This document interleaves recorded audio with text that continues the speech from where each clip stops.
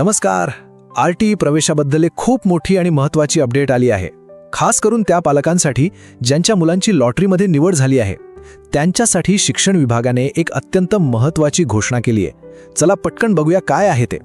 तर सगळ्यात मोठी आणि चांगली बातमी ही आहे की कागदपत्र पडताळणीची जी शेवटची तारीख होती ती आता वाढवण्यात आली आहे. हो, शिक्षण विभागाने अधिकृतपणे ही मुदत वाढवली आहे. म्हणजे अनेक पालकांना ज्या काही अडचणी येत होत्या त्या लक्षात घेऊनच हा निर्णय घेण्यात आलाय. एक मोठा दिलासा आहे, नाही का? तर मग प्रश्न येतो की ही नवीन अंतिम मुदत नेमकी आहे तरी काय? आधीची तारीख होती 20 एप्रिल, बरोबर. आता ती वाढून थेट 30 एप्रिल 2026 करण्यात आली आहे. तर ही जी नवीन तारीख आहे 30 एप्रिल, ही सगळ्या पालकांनी कृपया लक्षात घ्यावी. म्हणजे बघा, सरळ सरळ 10 दिवस अतिरिक्त मिळाले आहेत. हे 10 दिवस खूप महत्त्वाचे आहेत, विशेषतः त्या पालकांसाठी ज्यांना वेळेवर सगळं जमवता आलं नव्हतं किंवा ज्यांची काही कागदपत्र काढायची राहिली होती. त्यांच्यासाठी ही एक सुवर्ण संधीच आहे. आता पुढचा मुद्दा खूप महत्त्वाचा आहे. ही जी मुदतवाढ आहे ती नेमकी कोणासाठी आहे?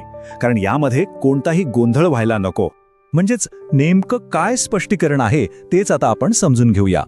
एक गोष्ट अगदी स्पष्टपणे समजून घ्या. ही मुदतवाढ नवीन आरटीई अर्ज भरण्यासाठी अजिबात नाहीये, अजिबात नाही. ही वाढ फक्त आणि फक्त त्या पालकांसाठी आहे ज्यांच्या मुलांची लॉटरी लागलेली आहे. फक्त त्यांनाच आपल्या कागदपत्रांची पडताळणी करून प्रवेश निश्चित करण्यासाठी हा वेळ मिळालेला आहे.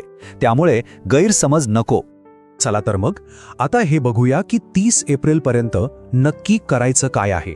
म्हणजे प्रवेशाची प्रक्रिया पूर्ण करण्यासाठी कोणती पावलं उचलायची आहेत. प्रक्रिया तशी सरळ आणि सोपी आहे. सगळ्यात पहिलं काम म्हणजे तुमची सगळी मूळ कागदपत्र म्हणजे ओरिजिनल डॉक्युमेंट्स एकत्र करा. मग याच सगळ्या कागदपत्रांचे 2 झेरॉक्सचे सेट तयार ठेवा. आणि तिसरी पायरी, हे सगळं घेऊन तुम्हाला जे पडताळणी केंद्र दिलं आहे तिथे वेळेत पोहोचायचं आहे. बस इतकंच. आणि आता एक सगळ्यात महत्त्वाची सूचना, एक इशारा समजा. वेळ जरी वाढवून मिळाला असला तरी शेवटच्या दिवसाची वाट बघायची चूक अजिबात करू नका. कारण होतं काय, शेवटच्या दिवशी केंद्रांवर प्रचंड गर्दी उसळते आणि त्या गडबडीत, गोंधळात प्रवेश प्रक्रियेत उगाचच अडथळे येऊ शकतात. आपलं काम रखडू शकतं. त्यामुळे जरी 30 एप्रिल शेवटची तारीख असली तरी तो दिवस उजाडण्याची वाट पाहू नका. म्हणूनच हा जो अतिरिक्त वेळ मिळाला आहे ना, त्याला एक संधी म्हणून बघा. या संधीचा फायदा घ्या. लवकरात लवकर कागदपत्र तपासून घ्या आणि आपल्या मुलाचा किंवा मुलीचा शाळेतला प्रवेश पक्का करा.